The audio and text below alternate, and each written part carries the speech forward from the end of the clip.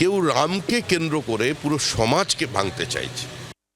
নজরুলের রঘুপতি রাম গানে বিজেপি অফিসে রাম নবমী পালন। বিজেপি অফিসে শ্রমিক ভট্টাচার্য তিনি রাম নবমীর পুজো করেছেন, সেই ছবি আপনাদেরকে আমরা দেখাবো। রাম পুজো চলছে দিকে দিকে। নজরুলের রঘুপতি রাম গানে বিজেপির অফিসে রাম নবমী পালন।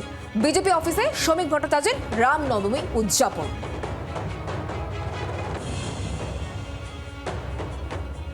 পশ্চিমবঙ্গের মানুষ রবীন্দ্র নজরুল সন্ধ্যাতে গেছে, যদিও এখন ডিজের যন্ত্রণায় সেগুলো অনেকটাই অনুপস্থিত।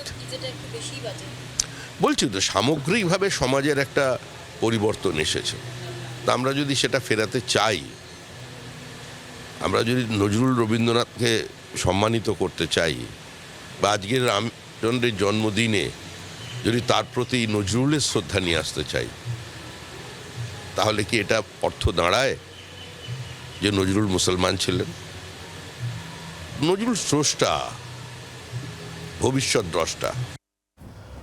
মৌমিতা রয়েছেন আমাদের প্রতিনিধি টেলিফোনে। মৌমিতা, তার মানে রামনবমীতেও সম্প্রীতির বার্তা। দেখো, যেটা শ্রমিক ভট্টাচার্য বিজেপির রাজ্য সভাপতি তিনি সূক্ষ্মভাবে করতে চাইলেন, কবি নজরুলের যে রঘুপতি রাম সেই গান বিজেপি অফিসে সকাল থেকে চালানো হচ্ছে, এবং যেখানে কবি নজরুল বা বিজেপির প্রতি একটা হিন্দুত্বের ট্যাগ লাগানোর চেষ্টা হয়, তার পাল্টা একটা ন্যারেটিভ তুলে ধরতে চাইলেন বিজেপি রাজ্য সভাপতি শ্রমিক ভট্টাচার্য। কবি নজরুলের গানে তিনি রামনবমীর পুজো করলেন। তিনি বললেন নজরুল সম্প্রীতির মানুষ এবং নজরুল শুধু মুসলমানদের কবি, এই ট্যাগ লাগানোর যারা এই মুহূর্তে বাংলায় চেষ্টা করছেন তাদের বিরুদ্ধে তিনি সরব হলেন। রামনবমীতে যে ডিজে বাজানোর সংস্কৃতি তার বিরোধিতা করলেন তিনি, এবং তিনি সূক্ষ্মভাবে কোথাও হিন্দু মুসলমান সমস্ত ভোট ব্যাংকে যে বার্তা দিলেন তা কিন্তু বলতে আর নতুন করে বলার কিছু থাকে না। অনেক ধন্যবাদ মৌমিতা।